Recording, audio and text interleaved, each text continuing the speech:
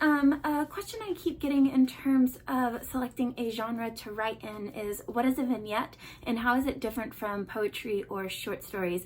So this video is just my humble attempt to give a bit of background information into the genre and hopefully encourage you to give it a try.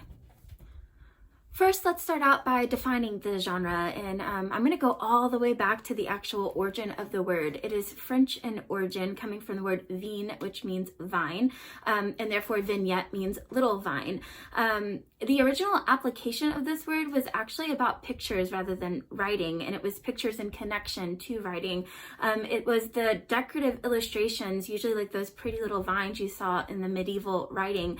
And so once upon a time, the books were handwritten by these monks cloistered away in a monastery. It was a huge dedicated act to the preservation of language and storytelling.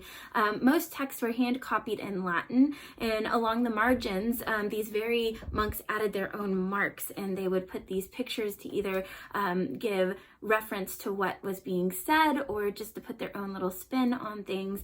From the beautifully decorated to the rude and crude, these illustrations served as a pictorial snapshot of the written word to give context to what was written. So with this idea of the pictorial snapshot in mind, you can start to conceptualize what a written vignette is. First, consider that a picture is just a still of a moment in time, and though there can be a lot of details in terms of action and color, it's a singular narrative. It's a very concise narrative inside of that one picture. Like pictures, vignettes are described as moment writing or snapshot writing. You are trying to still the moment and describe it with your words, where a picture would do that with images and the details and the choices that the photographer makes. Now, to continue on with this picture metaphor, consider that what makes a picture appealing are the details that tell the story.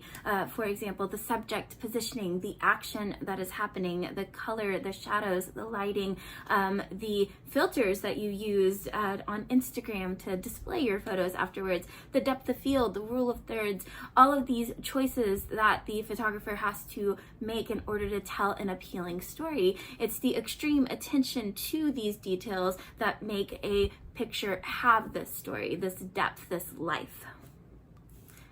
Similarly, written vignettes require the same attention to detail, except instead of filters or shadows and colors, you are choosing your words very carefully and intentionally. Your word choice and your diction become extremely important in a vignette because of the length limitations. Similar to poetry, you have to do much with little. And just like an artist chooses the coloring and the shading to place into detail on a canvas, the author sketch writes with their words and figurative language inside of a vignette. From what I've observed, vignettes are often a combination of narrative writing that's rooted more in the traditional aspect of plot and storytelling, and poetics, which focuses more on the imaginative and figurative play of language and rhythm and sound to create an emotional response or meaning in the reader. Some vignettes weigh more heavily on the narrative side, while others rely more heavily on the poetic side, but there's usually a combination of the two. In terms of structure, it is written more in that narrative format. You use those cohesive paragraphs and complete sentences with those common delivery of words, unlike poetic stanzas that allow you to play with line breaks and spacing to deliver a different type of rhythm and intention. Honestly, though I tend to write longer works myself, I love practicing with vignettes. It teaches me a lot about tightening some of the pivotal scenes in bigger pieces. They give me practice on how to slow those moments down and expand them with intention. So people who are drawn to writing longer short stories or novels even, this might be a nice genre for you to practice in. I wouldn't ignore it as a way to improve your other types of writing. Now, if you are wondering if vignette is a style that you want to play with and explore and you're a little bit nervous about it, I want you to apply the concept of evolution to genre. Most young writers today are engaging in vignette style writing on social media. For example, the now dead and gone Vines, rest in peace. It was a 6-second visual loop meant to capture a very tiny moment in time, kind of like a visual tweet. Even the word vine in English is like the English translation for vignette. And so people who were engaging in Vines before it bit the dust was creating these visual vignettes in a way.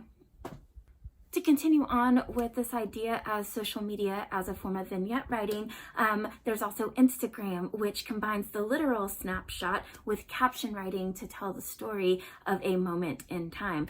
Though the post takes just a few seconds to put out there, people often sculpt carefully their words and choose their filters to show a personal take on an event or a subject.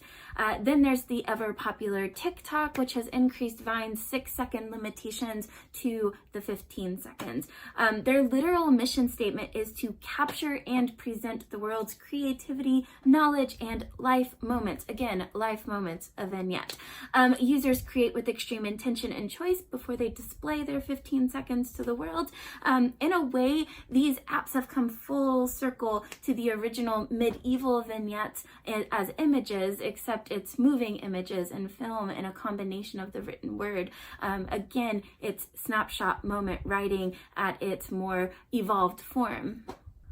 So although vignettes present the challenge of concise snapshot writing and being intentional with your word choice, perhaps applying the knowledge of concise creation on social media might make this form of writing more appealing to hesitant writers. Now, if you're looking for a couple mentor texts, I'd like to suggest The House on Mango Street by Sandra Cisneros or Invisible Cities by Italo Calvino. The first tackles more narrative vignettes, while the second describes imaginary places with a concise, imaginative feel. That's it for today. I hope this was helpful in terms of shedding light onto what this genre is. Happy writing, and until next time, bye.